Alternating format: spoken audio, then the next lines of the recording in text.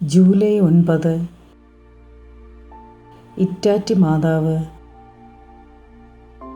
1615 Spanish Jesuit മിഷണറിയായിരുന്ന Luis ഡിബൊലാനോസും കത്തോലിക്കാ വിശ്വാസം സ്വീകരിച്ച ഇറ്റാറ്റിയിലെ ഗ്രാമവാസികളും ജപമാല ചൊല്ലി മാതാവിൻ്റെ മാധ്യസ്ഥം അപേക്ഷിച്ചപ്പോൾ യഗുവരി നദിക്ക് കുറുകെ ഒരു പാലമുണ്ടാവുകയും അങ്ങനെ അവർ ഗോത്രവർഗക്കാരുടെ ആക്രമണത്തിൽ നിന്നും സംരക്ഷിക്കപ്പെടുകയും ചെയ്തു എന്നാണ് ഐതിഹ്യം.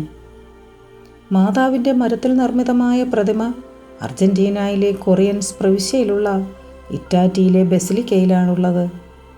ഈ ബസിലിക്ക അർജന്റീനയിലെ അറിയപ്പെടുന്ന മരിയൻ തീർത്ഥാടന കേന്ദ്രവുമാണ്.